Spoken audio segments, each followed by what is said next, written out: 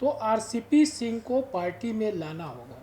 जो नीतीश कुमार के आसपास के लोग हैं, मैं उनका नाम नहीं लेना चाहता, ये हाँ। दर्शक जो है वो समझ रहे हैं कि किनकी तरफ इशारा है, कि आखिर ये लोग क्यों नहीं चाहते हैं कि फिर से जो पुरानी ताकत जदयू की थी वो लौट आए। उनकी स्थिति थोड़ी ठीक नहीं है, उनका समय ठीक नहीं चल रहा है। तो क्या नीरज कुमार जैसे लोग उन पे इस तरह से तंज कसेंगे? जदयू के कमज़ोर होने के कारण ये सारी चीज़ें जो है वो हो रही हैं। कभी नीतीश कुमार के सबसे करीबी कहे जाने वाले आरसीपी सिंह नीतीश कुमार से मुलाकात करने पहुंचते, लेकिन 4 साल के बाद, और ऐसे में राजनीतिक चर्चाएं तेज हो गई है कि क्या आरसीपी सिंह की जदयू में एंट्री होने वाली है, क्या सभी गिले शिकवे खत्म हो चुके हैं। इस मुद्दे पर चर्चा करेंगे और कुछ बातों को समझेंगे। नमस्कार, आप देख रहे हैं देशवा न्यूज, मैं हूं आपके साथ वैष्णवी। देखिए, मेरे साथ है senior journalist Rakesh sir. Rakesh sir से हम समझेंगे। सर, आपने भी लंबे समय से बिहार की राजनीति को देखा है, किस तरीके से कभी भी कुछ भी हो जाता है, संभावना हमेशा रहती है। और आरसीपी सिंह पहुंचे नीतीश कुमार से मिलने, कहते हैं काफी पॉजिटिव बात हुई है। क्या लगता है, जदयू में रास्ता क्लियर है उनके लिए? देखो वैष्णवी, अभी जो स्थिति है उसमें ये कुछ तो साफ तौर पे नहीं कहा जा सकता है कि आरसीपी सिंह की वापसी होगी, लेकिन मेरा व्यक्तिगत मत है कि जदयू को अगर बचाना है और जदयू को और मजबूत करना है तो आरसीपी सिंह को पार्टी में लाना होगा। मैं थोड़ा पीछे जाना चाहूँगा। जब आरसीपी सिंह पार्टी में थे उस समय जदयू की क्या हैसियत थी, जदयू की क्या स्थिति थी, जदयू किस हैसियत में सरकार में लीड कर रही थी। भले अलायंस की सरकार थी, बीजेपी एनडीए की सरकार थी, बीजेपी एलजेपी आरएलएम, हाँ, ये हम तमाम पार्टियां थी, लेकिन एक अपना वजूद था जेडीयू के मंत्रियों का। और आज जो स्थिति है वो कहने की बात नहीं है कि आज जदयू कैसे सरकार में खेल रही है और सरकार में जदयू की क्या हैसियत हो गई है। तो जिन लोगों ने एक साजिश के तहत या जो एक गलत फहमियाँ पैदा हुई, क्योंकि जो आदमी नीतीश कुमार की दाहिना हाथ कहा जाता था, जो नीतीश कुमार के साथ 24 घंटा रहता था, हर उनके निर्णय में वो साझीदार होता था, उनसे बिना कोई पूछे निर्णय तक नहीं लिए जाते थे, उस आदमी की अगर आज ये हैसियत हुई है, इस स्थिति में पहुंची है, तो इसके पीछे निश्चित रूप से जो नीतीश कुमार के आसपास के लोग हैं, मैं उनका नाम नहीं लेना चाहता, ये दर्शक जो है वो समझ रहे हैं कि किनकी तरफ इशारा है, ये निश्चित रूप से उनकी करामात है। और आज जो घटनाक्रम हुई, जो आरसीपी सिंह गए और जैसा कहा जा रहा है कि नीतीश कुमार ने उनको बहुत ज़्यादा तवज्जो नहीं दिया, एक कार्यकर्ता की तरह देखकर उनको मुस्कुराए और फिर आगे बढ़ गए। और इसको लेकर वहाँ जो उनके समर्थक थे, जिनके साथ 15-20 लोगों के साथ जब आरसीपी सिंह वहाँ गए थे, तो उन लोगों ने 2 एमएलसी ललन सर्राफ का नाम लिया, संजय गांधी का नाम लिया और जम के हंगामा भी किया कि आखिर ये लोग क्यों नहीं चाहते हैं कि फिर से जो पुरानी ताकत जदयू की थी वो लौट आए। आखिर क्यों ऐसी स्थिति पार्टी की दिन प्रतिदिन होती जा रही है।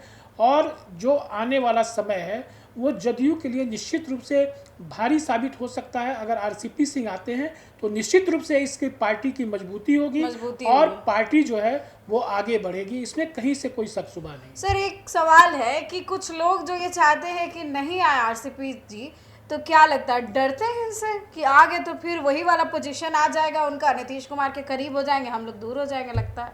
देखो, आरसीपी सिंह के हटने के बाद नेक्स्ट टू सीएम जो हुए, जब मुख्यमंत्री नीतीश कुमार थे, तो निश्चित रूप से जो पोजीशन जो होल्ड कर रहे हैं वो कभी नहीं चाहेंगे कि जो मेरी स्थिति थी उसमें कहीं से कोई बदलाव हो। जो नीतीश कुमार के साथ के लोग हैं, जो उनके अगल बगल रहते हैं, जिनमें 3-4 प्रमुख नाम हैं, वो सब लोग जानते हैं कि कौन उनके आसपास रहते हैं, कौन उनके विश्वस्त हैं। तो वो लोग कभी नहीं चाहेंगे कि आरसीपी सिंह। आज सबसे बड़ी विडंबना ये देखने को मिली कि जदयू के जो प्रवक्ता हैं नीरज कुमार, उन्होंने जिस तरह से उन पे तंज कसा वो कहीं से भी उचित नहीं है। एक नौकर साहब, एक ब्यूरोक्रेट रहे हैं, आईएएस रहे हैं, पार्टी में सीनियर पद पर रहे हैं, और इस तरह से मान लीजिए आज उनकी स्थिति थोड़ी ठीक नहीं है, उनका समय ठीक नहीं चल रहा है, तो क्या नीरज कुमार जैसे लोग उन पे इस तरह से तंज कसेंगे? नीरज कुमार कहेंगे कि जो सब लोगों से मिलवाते थे वो आज खुद मिलने आए हैं और तरह तरह की बातें उनको ले कहेंगे, ये कहीं से भी उचित नहीं है। उनका एक पद है, एक ओहदा है, और पद, ओहदा और हायरार्की का जहाँ सम्मान होता है, जिस पार्टी में अनुशासन होती है, वही पार्टी आगे बढ़ती है। अगर ये स्थिति रही तो जदयू जिस तरह से धीरे धीरे नीतीश कुमार वाली जो जदयू थी, क्या उसका तेवर था, क्या क्लेवर था, बिहार के लिए नीतीश कुमार ने जो किया, वो मेरा दावा है कि ना कोई किया है ना कोई कर पाएगा। चमक धीमी हो रही है सर, बिल्कुल निश्चित रूप से चमक धीमी हो रही है, और ये सब लोग महसूस कर रहे हैं। क्या नीतीश कुमार के कार्य, आज जो स्थितियां पैदा हो रही हैं बिहार में, कि कोई कहीं धमकी दे रहा है, कोई कहीं रिवॉल्वर निकाल रहा है, कोई कहीं कोई पुलिस को सरेआम कुछ भी बोल दे रहा है, क्या नीतीश कुमार के समय में ये किसी की हिम्मत थी? कोई ऐसा कर पाने की हिम्मत जुटा पाता था? लेकिन आज जो स्थितियां बन गई है बिहार में, वो निश्चित रूप से वो इशारा कर रही हैं कि ये कहीं ना कहीं जदयू के कमज़ोर होने के कारण ये सारी चीज़ें जो है वो हो रही हैं। और जब जदयू निश्चित रूप से एक बार फिर से मजबूती के साथ बिहार में उठ खड़ा होगा, अपना जब पांव जमाएगा, तो निश्चित रूप से ये जो ताकतें उभर रही हैं, कोई कहीं से बिकरू कांड दोहराने की धमकी दे रहा है, कोई कह रहा है कि मैं थाने में घुस के गोली मारूंगा, तो ऐसे जो अराजक, तो आखिर कितने लोगों का एनकाउंटर होगा, ऐसे कितने लोगों का, ये आखिर स्थितियां बन क्यों रही हैं, इसके पीछे कारण क्या है? सबसे पहले उन कारणों को खत्म करना होगा, तब जाके बिहार सुशासन की राह पे, जो नीतीश कुमार के समय जो सुशासन की राह पे जो चल रहा था वो चलेगा। नहीं तो ऐसे जो है धीरे धीरे जदयू की स्थिति जो है वो धीरे धीरे कमज़ोर होती जा रही है, और आगे भी हो सकता है कि अगर स्थितियां नहीं संभली तो आगे आने वाले दिनों में जदयू को बहुत बड़ा भी नुकसान उठाना पड़ सकता है। सर एक और सवाल करेंगे आरसीपी सिंह को लेकर के, क्या लगता है, उन्होंने कहा है कि काफ़ी पॉजिटिव रहा, थोड़ा इंतज़ार कीजिए, तो लगता है कि उनकी एंट्री और वापसी होगी? निश्चित रूप से कि थोड़ी प्रॉब्लम आएगी? देखो, इतनी बड़ी गलती कोई आरसीपी सिंह ने, रामचंद्र प्रसाद सिंह ने नहीं की है कि नीतीश कुमार उनको माफ़ नहीं करेंगे, उनको गले नहीं लगाएंगे। हाँ, उन्होंने ये थोड़ी सी ये जरूर की कि उन्होंने जनसुराज का दामन थाम लिया, जनसुराज में चले गए, और निश्चित रूप से जब आप दूसरी पार्टियों में जाते हैं तो जहाँ रहते हैं उसकी शिकायत करते हैं, उसके बारे में तमाम तरह के आरोप लगाते हैं।